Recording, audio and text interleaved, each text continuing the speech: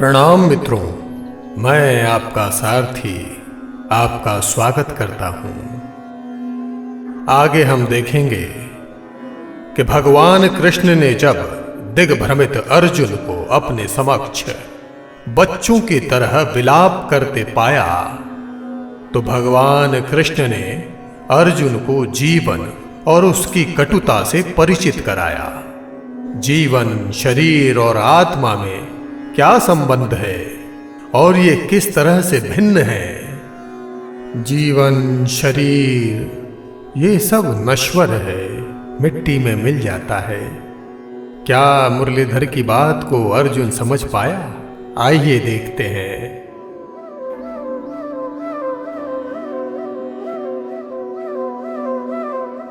हे अर्जुन,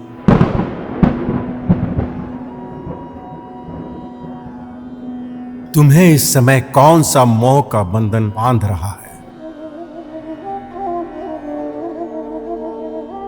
तुम्हारा यह आचरण किसी भी तरह से एक श्रेष्ठ पुरुष का आचरण नहीं हो सकता।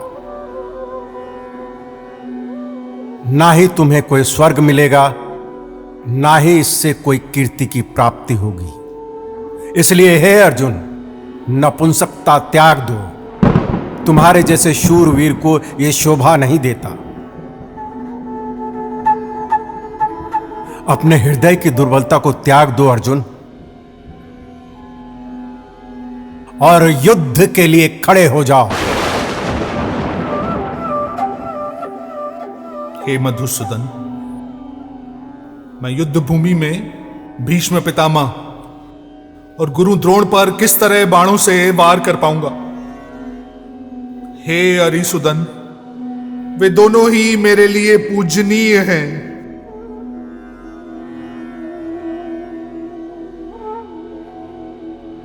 इसलिए मैं अपने गुरुजनों को नहीं मार सकता।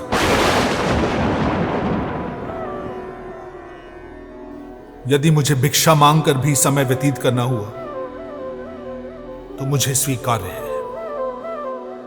मैं अपने गुरुओं को मारकर अर्थ और कामरूप स्वरूप भोगों को ही तो भोगूंगा। और हम ये भी तो नहीं जानते कि हमें युद्ध करना भी चाहिए या नहीं। दोनों में उचित क्या है। और हम ये भी नहीं जानते कि हम उनसे जीतेंगे या वो हमसे जीतेंगे। जिनको मारकर हम जीना भी न चाहें, वही हमारे धृतराष्ट्र पुत्र हमारे समक्ष युद्ध के लिए खड़े हैं।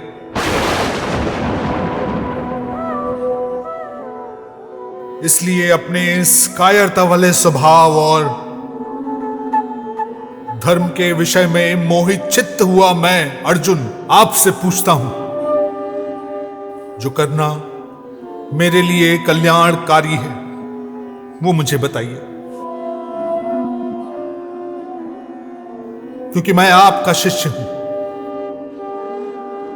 आपकी शरण में हूं। मुझे शिक्षा दीजिए प्रभु, मुझे राह दिखाइए।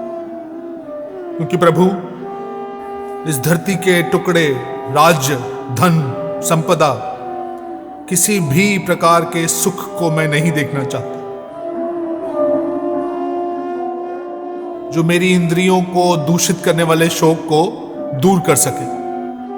हे अर्जुन, जो शोक के अधिकारी हैं उसके लिए तू शोक नहीं करता और विद्वान उसी बातें करता है।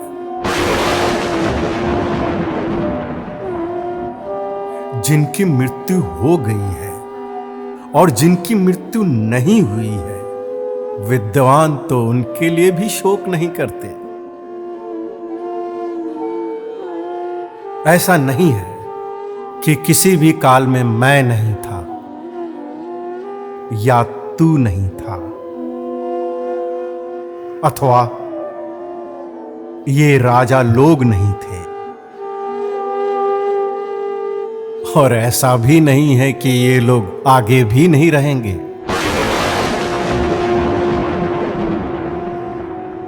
जैसे हमारे शरीर को बाल्य, युवा और वृद्धावस्था आती है, वैसे ही हमें अन्य शरीर की प्राप्ति होती है। उसके लिए हमें मोहित नहीं होना चाहिए। हे कुंती पुत्र, सर्दी, गर्मी और सुख दुख देने वाली ये इंद्रियां विनाशकारी हैं। जो नित्य न हो वो वैसे ही हैं। इसलिए अर्जुन, तू वैसे ही इसे सहन कर। हे श्रेष्ठ पुरुष, दुख और सुख को एक साथ समान समझने वाले जिस धीर पुरुष को इंद्रियों और विषयों का कोई भी संयोग चिंतित नहीं करता, वही मोक्ष के लिए योग्य होता है। असत्य वस्तु की तो कोई सत्ता नहीं है।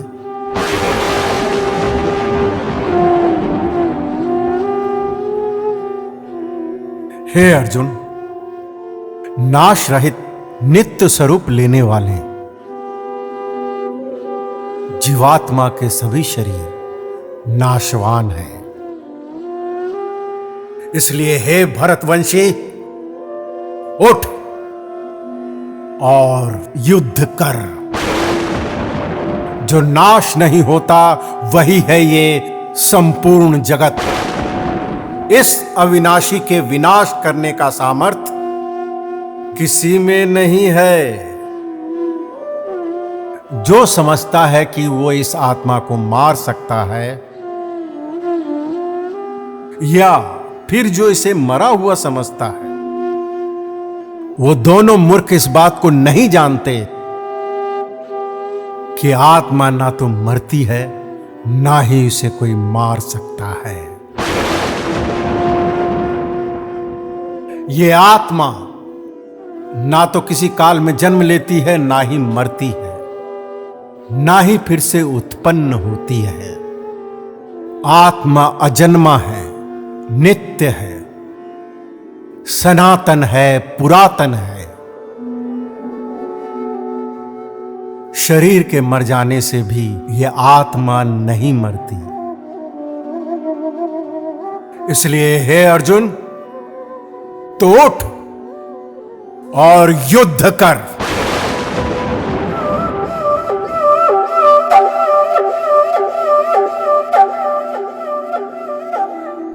भगवान कृष्ण के इस आवाहन पर क्या अर्जुन युद्ध को तैयार हो पाया, या वो अब भी जीवन और रिश्तों की मोह माया में उलझा ही रहा?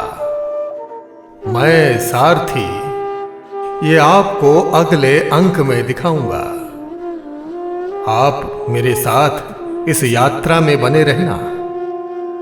श्री प्रभु के जिन वचनों का लाभ अर्जुन को मिल रहा है, वो आपको भी मिलता रहेगा।